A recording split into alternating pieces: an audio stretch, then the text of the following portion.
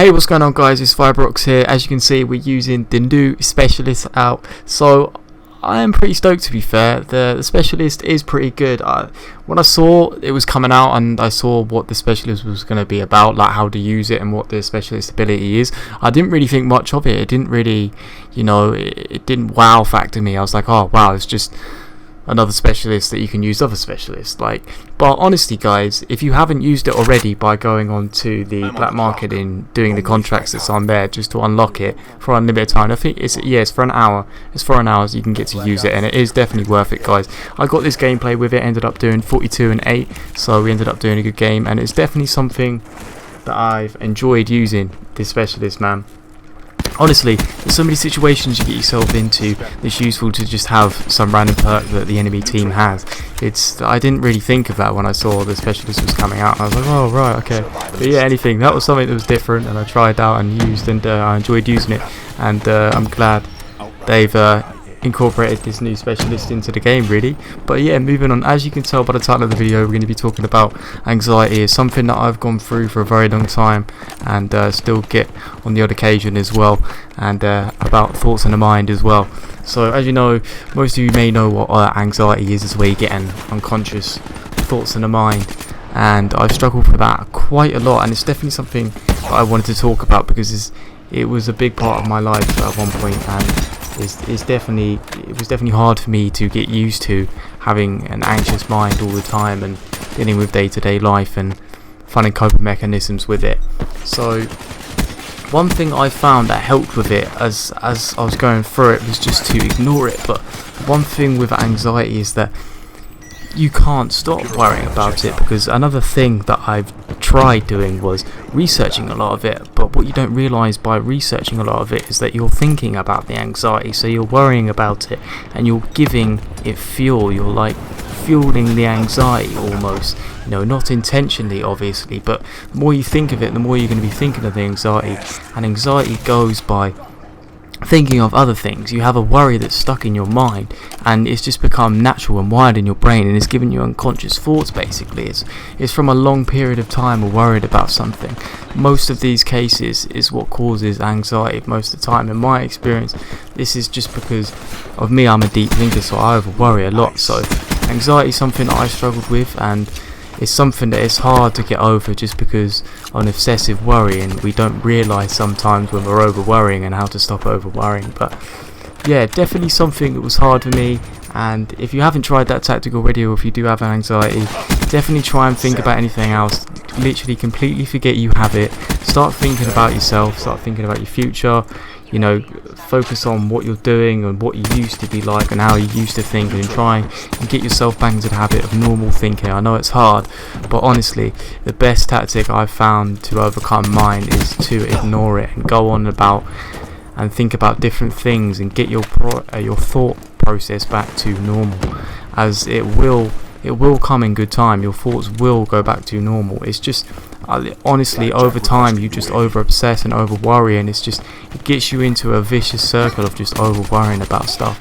And it's definitely something that's not easy as well. Having an anxious moment in front of everyone is not nice. It really isn't. It's quite awkward and it's quite embarrassing. I would know, I've had that plenty of times at work. I've had some embarrassing moments, and yeah, it's not been it's not been good to deal with, and it's been quite hard. So yeah, I hope you've enjoyed this gameplay you're seeing here. I got some pretty good kills in this game, to be fair. I went ham. 42 and 8 is not bad for a team deathmatch game. I'm not the best Call of Duty player in the game. I'm not like Scumpy, man.